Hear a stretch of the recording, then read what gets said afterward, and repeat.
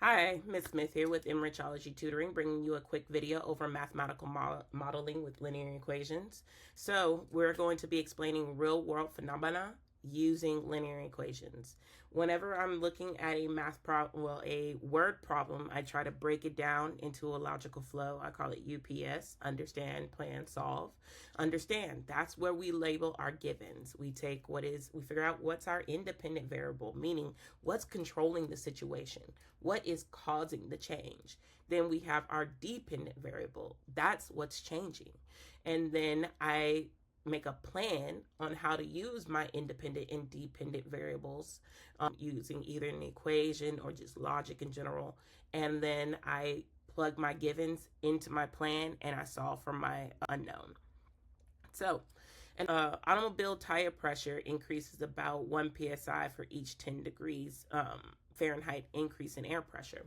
Determine a tire's pressure at 95 degrees.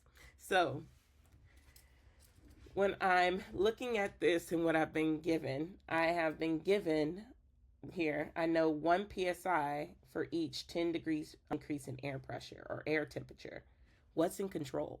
Temperature is. The temperature is controlling the psi. If temperature changes, psi changes. So I'm going to put my dependent variable or x, or no, sorry, independent variable or x as temperature. I know my independent or dependent variable is going to be y, and that's going to be my pressure. Now, the rate of change for these is equal to my rise over 1, or my change in y over change in x. And for every, let's see, for pressure, for every 1 psi, I have a 10-degree change in temperature. So that's actually my slope. 1 psi for every 10 degrees Fahrenheit.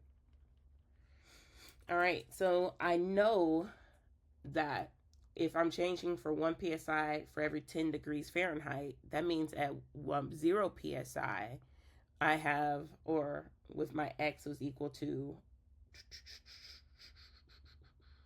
if my temperature was 0, my psi would be 0.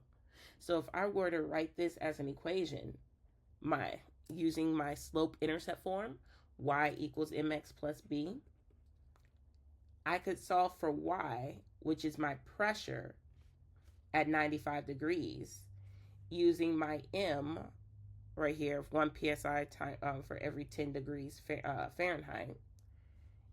And of course, my x is going to be my temperature outside, 95 degrees, plus b.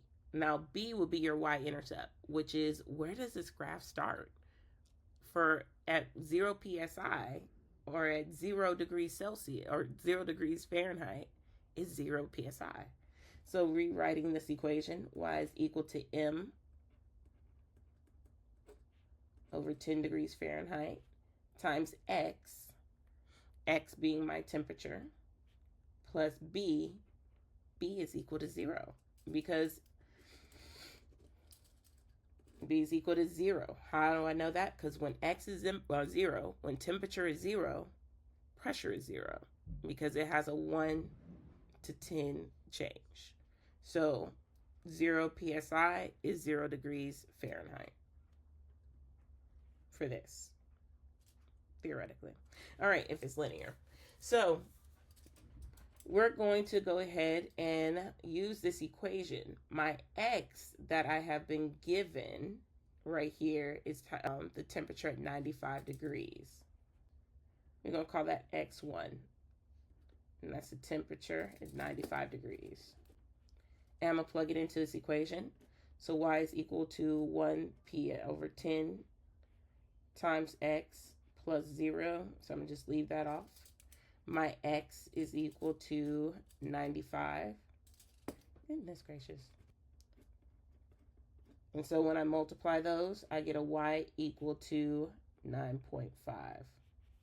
All right. So that will be my answer.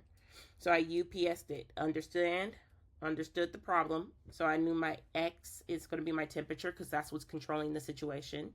My y is my pressure, because that's what's changing based upon my temperature. It's changing based upon what's in control. And so I created my slope, which is the change in y over change in x, change in pressure over change in temperature. Wrote a linear equation to go with it.